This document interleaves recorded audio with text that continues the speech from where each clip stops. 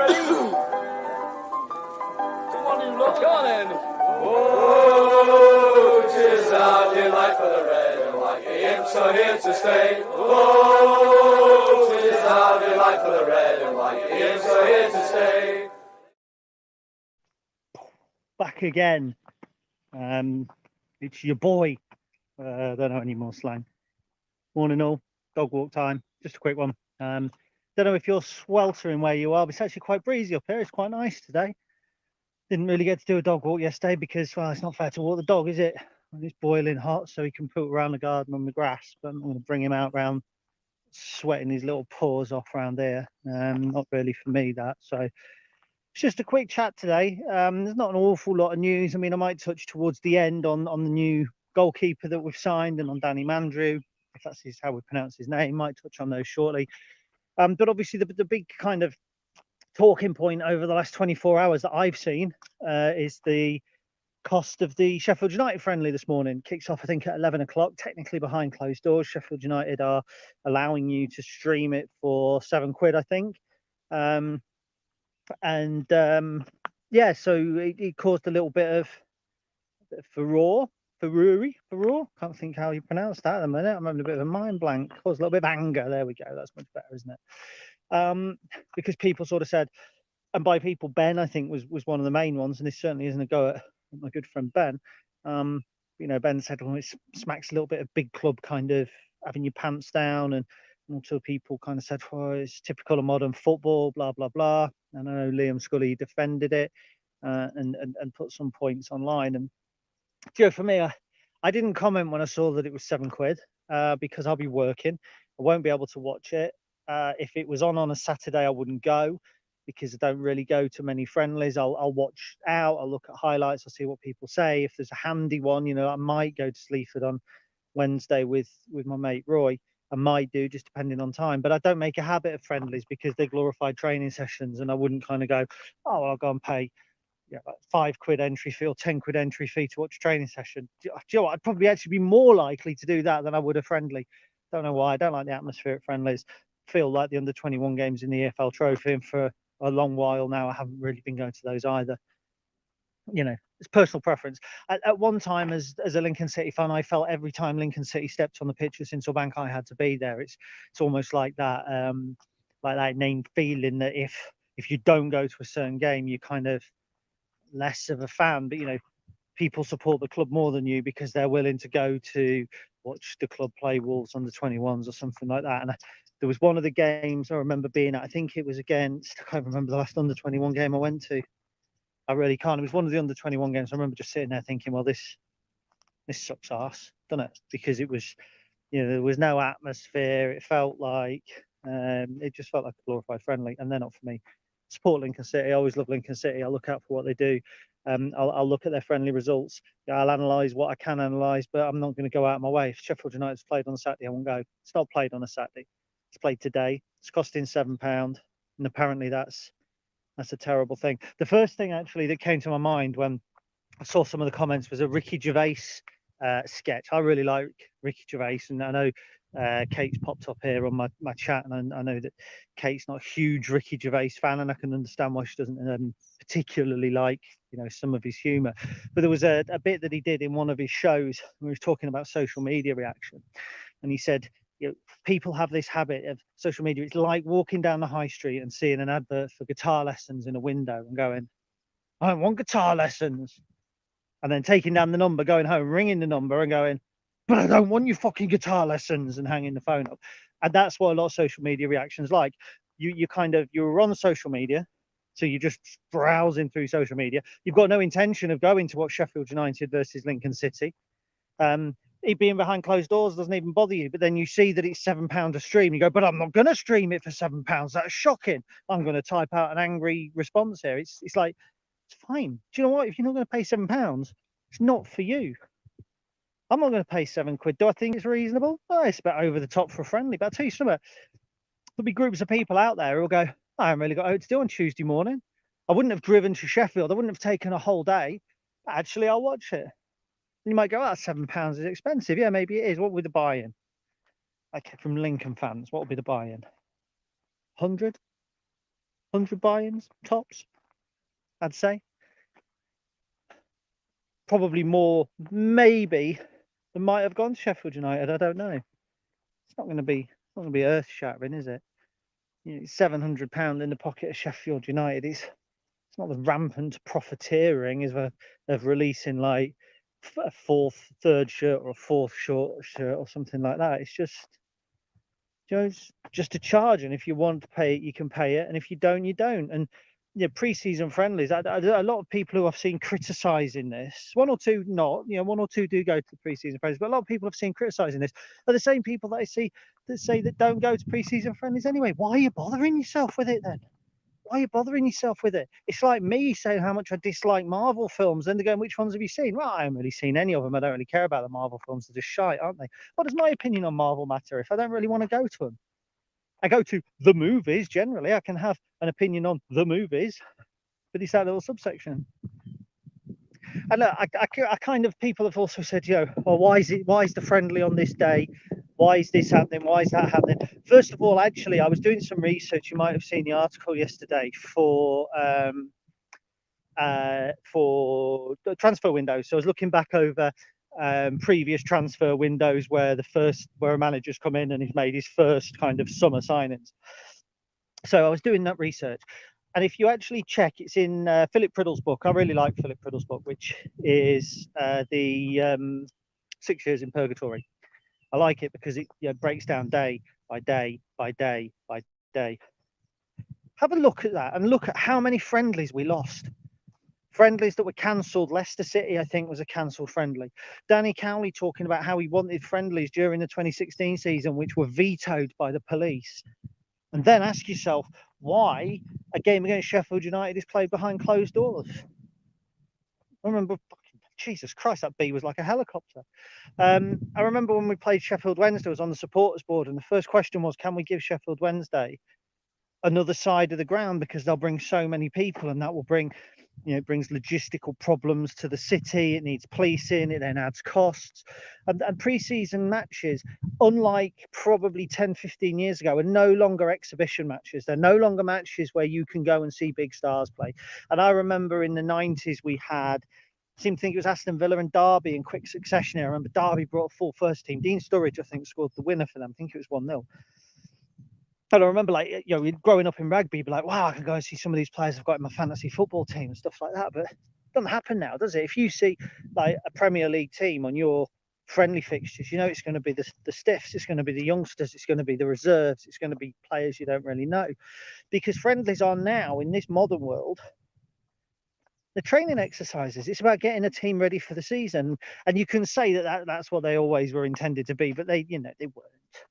They weren't. I mean, for a club like us, we'll go and play some local non-league games, and it's kind of like doing a little bit for the community. So Sleaford can go, yeah, we've got Lincoln City come in, and we'll go, yeah, we'll send, you know, the youth team, and it's only £2 or £3 to get in, and it's a bit of an evening. We used to go to the Sid North Trophy at Horncastle every year. Used to play Lincoln Horncastle every year. We used to go there before a night out, and it, bit of fun. And that fun started kind of eroding away when, do you remember the Lincoln United friendly that ended in a mass brawl and was postponed? I seem to think. I remember I worked with a prominent guy who was connected with Lincoln United at the time, and came in the next day and he was full of anger about it. And I remember just thinking, I wonder why I would bother doing stuff like that if all it's going to be is the teams trying to kick lumps out of each other. But that's gone now. I think that's really gone. Sorry, I've just got what that is. Text messages coming through.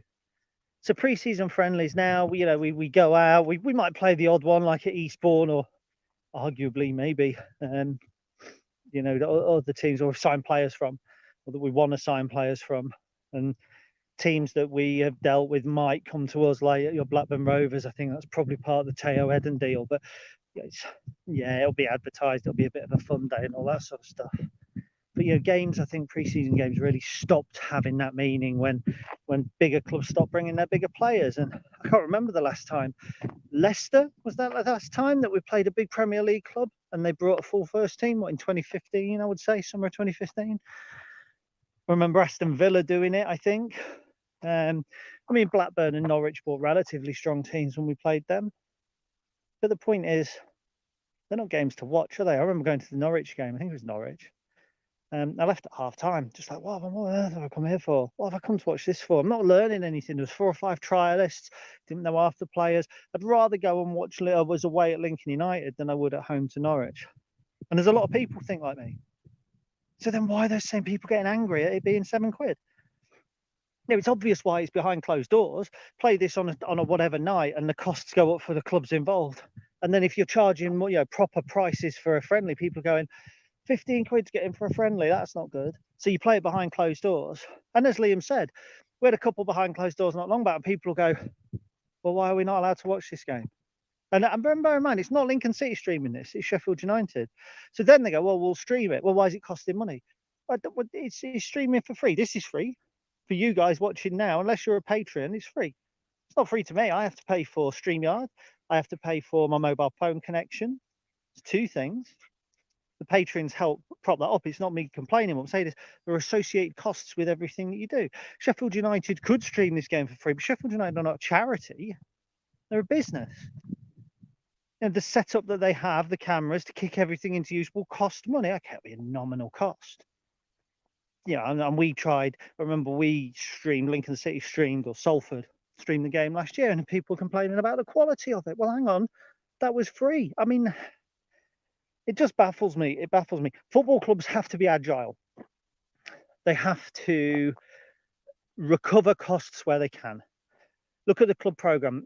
Lincoln City are committed for this is not going off on piece, by the way. Lincoln City are committed to having a club programme next season. So there will be a programme, and there are some exciting plans kind of being worked around it. We've been part of a working group, looking at how can you make them more collectible, how do you make them more attractive to people, that sort of thing.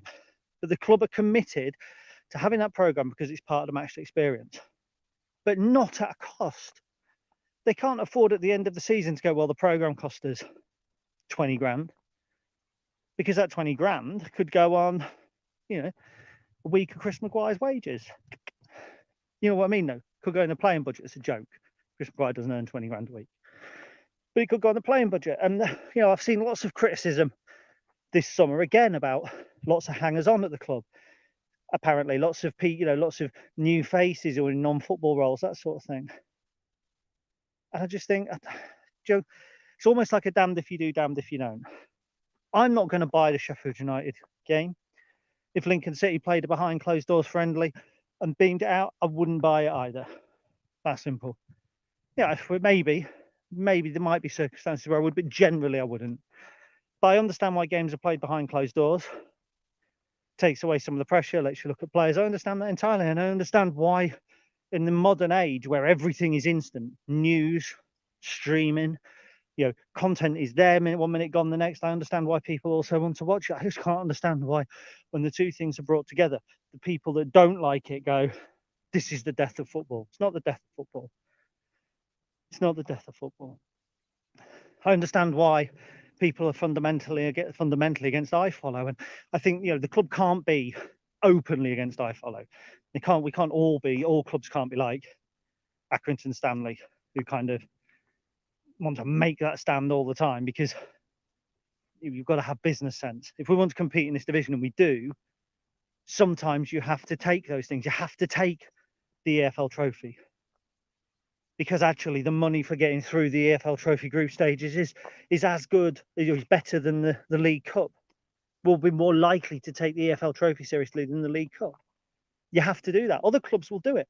Other clubs will take the wins from that, and if they get to an advanced stage, you see that next season in the budget. So you have to take that. If we get through to the EFL Trophy quarterfinals, I think we'll earn more money on that particular journey than we would if we got through 3 rounds of the League Cup, even if we'd played bigger clubs, especially if you got them away from home, because you won't get a gate receipt. So you have to take that. iFollow. I don't know if you've noticed that the club, when we have a big home game on a Tuesday night that's on iFollow, they don't promote the iFollow until really late in the day. They can't come out and say, we hate iFollow, or we are against iFollow, because fundamentally they're not. They're not against a revenue stream for, an away game, let's say at Portsmouth on a Tuesday, where 1,000 might go, but 4,000 might watch it at home. They're not against that, and that's fair enough, because the money that they'll make from it is money that we wouldn't have. But at the same time, I think that the club are aware that they don't want to devalue the commitment that fans make to go to a ground. They don't want to take that away. So I think that they, it's almost like accepting the technology, but with the hidden caveat. And believe me, you don't know conversations that go on behind the scenes. I don't anymore because I'm not on the supporters board, but I used to. And the club aren't this all-consuming corporate monster. They do balance these decisions. They do take fans' concerns into mind when making major decisions. And I just think that the upset over a £7 streaming for a friendly that you weren't going to watch anyway, if you've got upset about it, is OTT. We've got some people on board. Kate, morning, Kate. You're right. The people moaning about paying a few quid to watch the Wednesday game are the same. We'd happily pay the money to get into the game if we're allowed in, so it doesn't make that much of a difference. Yeah, I think there's a few who are moaning who wouldn't happily pay it, who would say £7 for a friendly is too much.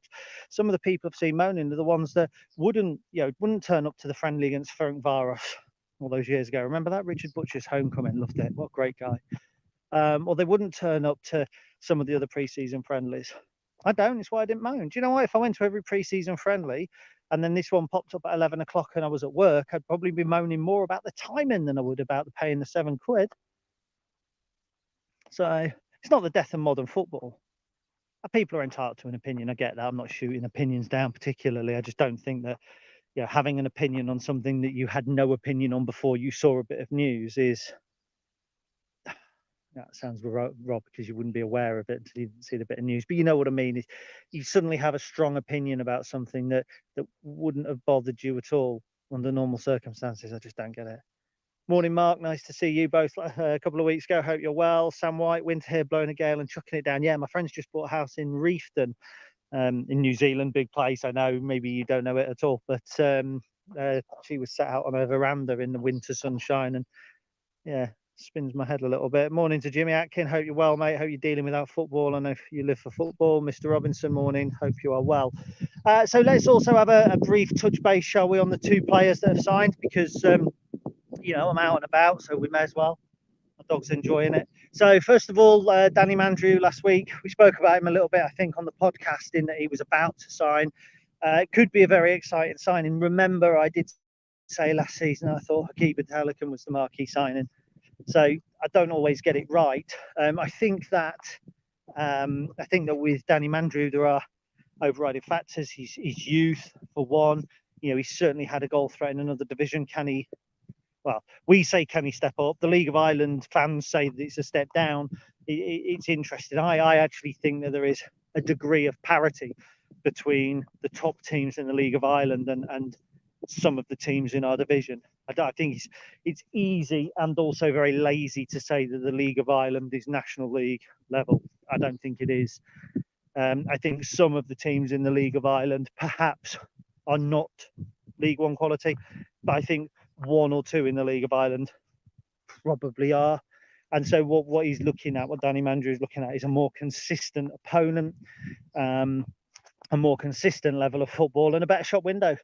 Because the very fact that I'm having to discuss with you what level the League of Ireland is shows that, to a degree, there is an ignorance around it. And whilst with football people probably don't have that, they probably also do have is it the consistent level? It's like a player moving from Celtic or Rangers to the Premier League, isn't it?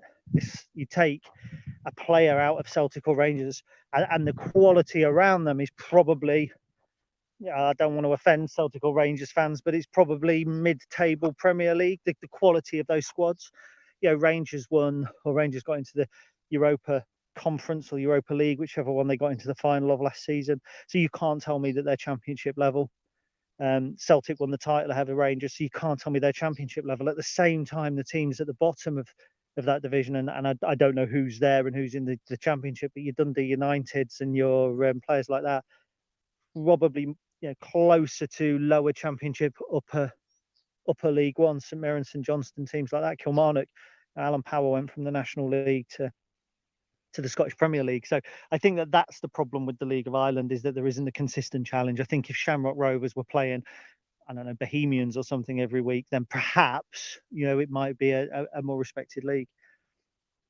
So it'll be interesting to see how he settles. I think in terms of ability, I think the boy's got it. It depends if he can shake this injury off quickly and hit the ground running, because we've seen in previous years when a player doesn't start pre-season, it can cause serious problems going forward, and maybe you don't see the best of them until October, November. I remember chatting to Michael Appleton last season about some of the players that we signed who hadn't had a pre-season, and he said, look, you know, they're 6-8 weeks behind everyone else. We'll not see the true link until the end of October. By the end of October came, you know, we'd lost Tom Hopper through injury. Anthony Scully went out, I think, at the end of October through injury, and it just didn't work out. So that'll be an interesting signing. The keeper, Carl Rushworth, I think was a surprise to some of us. Charlie, come on, let's go. I think Carl Rushworth was a surprise to some of us, because I think there was a real feeling that Sam Long was going to come back from Jahida and go straight into the first team, and that now doesn't appear to be the case. I'd imagine Rushworth to be our number one throughout the season. I think Jordan Wright will probably be our reserve, so I would expect a loan for Sam Long. And kind of going back to what I've just said, if he was playing you know, a consistent level, if it was a Shamrock Rovers quality every single week, the League of Ireland might have been considered a good option for him. But remember, people say, well, why is he being called back if he's not going to play? Look at it this way.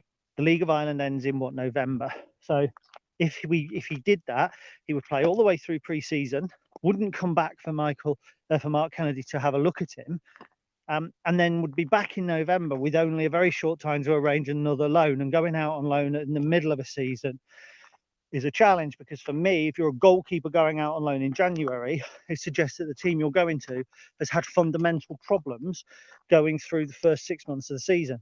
So you're going into a challenging environment. Call him back from Drahiga, give him a full first team pre-season at Lincoln with some experience. Let Mark have a look at him, and then arrange a suitable loan for him, potentially season long in the English setup, where there's a more consistent number of games. Ideally, you would think League Two, potentially top end of the National League, if he's that good, no lower than that whatsoever. And that's not to say that the National League is comparable with the League of Ireland, but the number of games is higher, the range of opponent is very different, and also it means that he's getting back onto an English timetable. So that means he has a full season. Let's say he goes and plays 40 games for a Scunthorpe United at in the bottom half of the National League. We know that's a level for a goalkeeper that can thrive. And you look at Alex Palmer, he went off to, I think, Worcester City. I think he was there was other teams down there who he went to.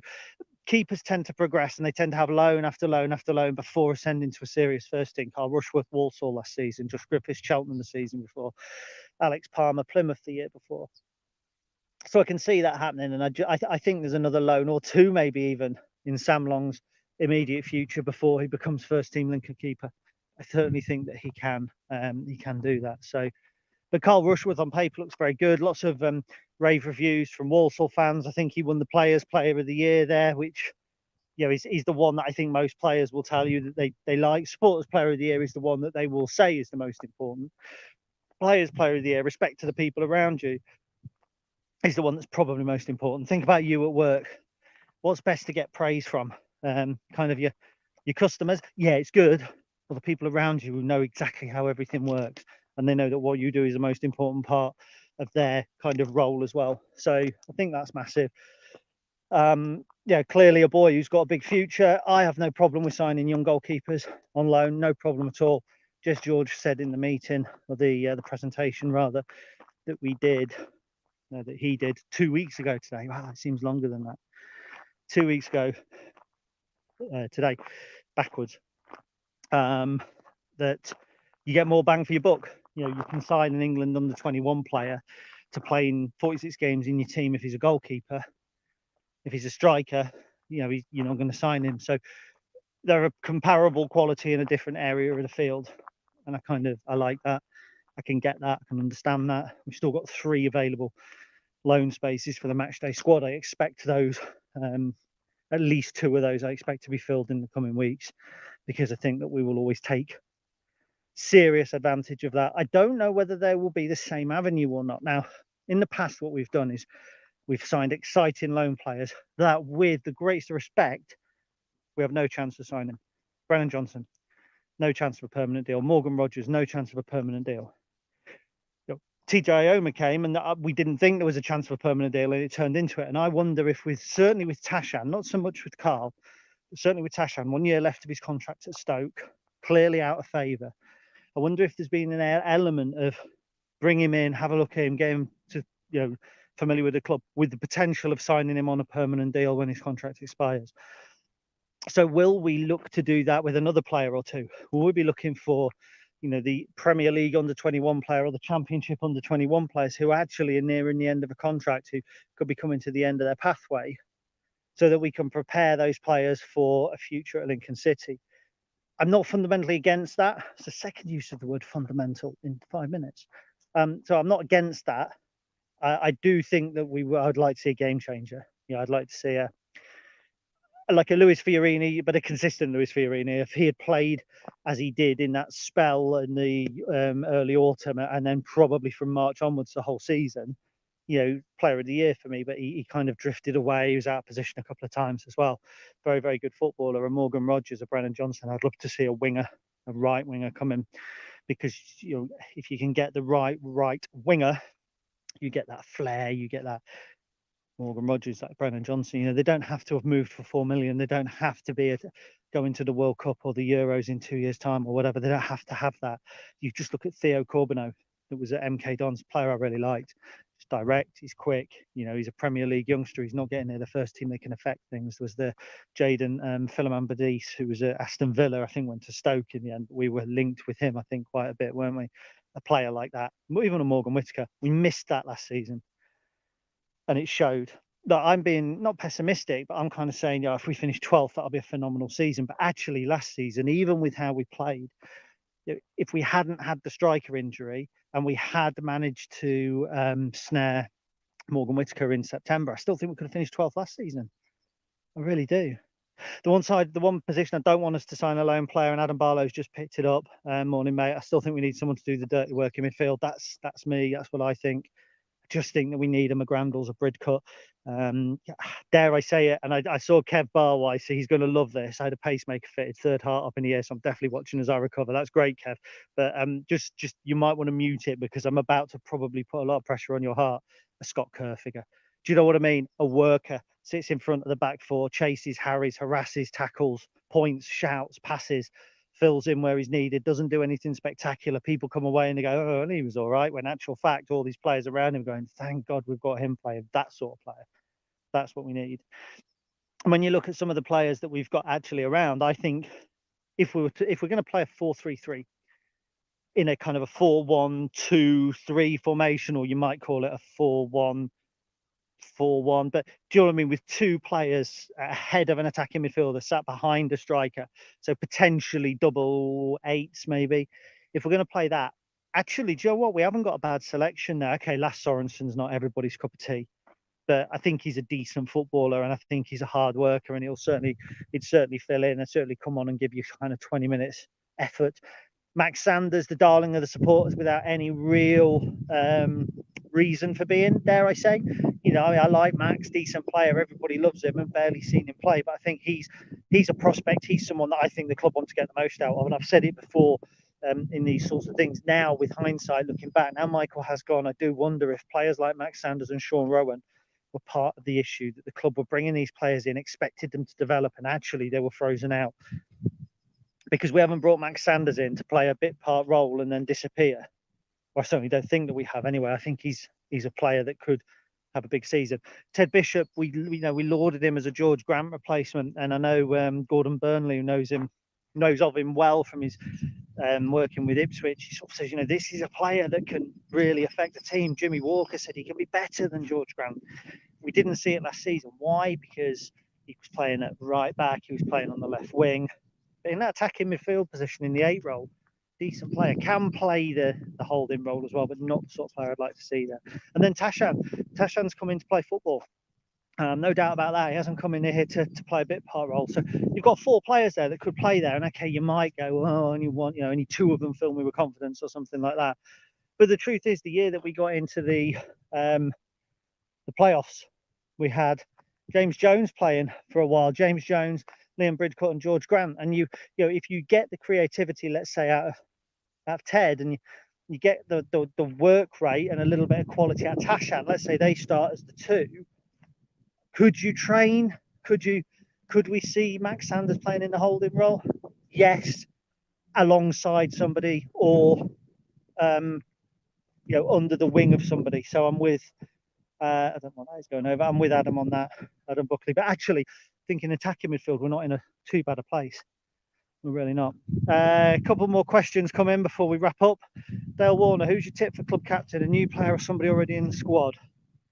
Interesting. My gut feeling would have been Regan Poole from last season. Whether he's with the club or not at the beginning of the season is still a huge question. I wonder if we might see a Teo Eden style late move for him, and if we do, we'll replace, and TJ can play right back. We know he can play right back because he played there in a playoff final team. Played right back for much of that season. And then Jay Ben's there, or we signed somebody else. So Regan Poole would have been my first shout. I do think it's interesting that we've spoken a lot about the leadership qualities of Paddy O'Connor. When Michael Appleton came in, he brought Liam Bridcut in on loan, made him captain, relegated Lee Frecklington. Not in the best way. But a manager brought somebody in and made his own man captain. So it'd be interesting. I think they're the two obvious shouts. Dare I say, two of the only shouts. Adam Jackson, not sure how much he's going to play. Could be a shout. Joe Walsh, again, if you were getting 46 games out of Joe Walsh, would he be captain? Not sure he's vocal enough. He's experienced, but you don't just pick the player that's played the most games. You pick the player that is a leader. We lacked leaders at times last season. Remember, spell of games, Accrington, Carlisle, and Hartlepool. Awful run of games. Oh God, we lack leaders. We lack leaders when we were hammered by Portsmouth as well. And senior players were stood looking at each other then, looking for somebody to rally them, and they didn't have it. So you've got to have that this season. Mr. Jollins, how do you see Max fitting in this season? I'm about to sponsor his home shirt again. I've got two very clean ones from the last two seasons. Yeah, I've just covered it with Max. I do think that he has a role to play. I think he's a player that we can get more out of. I think he's a player that we did a lot of due diligence on when he came into the club. Saw him having an impact. I mean, he was so highly rated at Brighton. I think some kind of national papers after his EFL Cup game for them against Preston, I think it was, were saying he could break through at Brighton this season. He's come through to Lincoln, he hasn't broken through at all. I do wonder if there was, not an issue, but a clash of styles between Michael and him. I don't know. I do think that it feels like Mark Kennedy and Jez are closer aligned than Michael and Jez were, potentially. Sorry, I've left Emma's message on there now. Kev, tough going. Hope you recover soon. Yeah, absolutely, Kev. Hope you recover soon. I hope the Scott Kerr comment, because I know you weren't a huge fan, hasn't put you too on edge. I don't want the old beepy things going up on your hospital bed and kind of breaking out and swearing, Scott Kerr, guitar lessons. Do you know what I mean? So don't do that. Anyway, so that's that really. So I don't know if you're going to be watching half an hour's time, Sheffield United. I won't. I'll keep an eye on social media. I'll get the potted. Oh, I think actually Ben said something, didn't he? Sorry, let's go back to see what Ben said. Ben said people moaning about Rushden coming in. Said Rushworth. Said it was a wasted loan. Keepers are the best position loan in my eyes. Big clubs have 4 or 5 quality keepers in, not only one. Loans make perfect sense. That wasn't the one I was commenting on. This was it. You said it felt like a big club charging a lot. Liam Luke's response is fair enough for me. I don't think it's a slippery slope, but this one's not for me. Yeah, exactly. And Robert Haddon said he went to the Gainsborough friendly, not the White too, because his grandson did, and he's so glad I did. Lovely friendly club. Yeah, I'd rather go to Gainsborough to Sheffield United than I would Sheffield United. Didn't go to either. Better things to do. But I luckily have a good network of people who go to friendlies, and then we'll report back. So yeah, all good. So yeah, if you want to watch Sheffield United, do. Tell you what, if you want to watch Sheffield United and drop me a message and tell me who's played well and what you've picked up on it, fantastic, and I'll write an article and pass the comments off as my own. No, if you want to let me know, please do. I'm sure I'll get plenty of insight from people that do watch it, and you'll learn a bit from the team, maybe in terms of position. But let me tell you this: whatever happens over the next 2.5 hours at Bramall Lane, unless it's a serious injury to a player, and good God, we hope not, it won't have any bearing whatsoever on 2.5 weeks' time when we play Exeter. 10 weeks' time when we're knees deep in the League One season, it really won't, and you won't remember it. So If you want to get angry, save your anger for something that matters, not for a £7 friendly you weren't going to watch anyway. Thank you for watching a free edition of Dog Walk Live with me. You know, all good. All the imps. Cheers.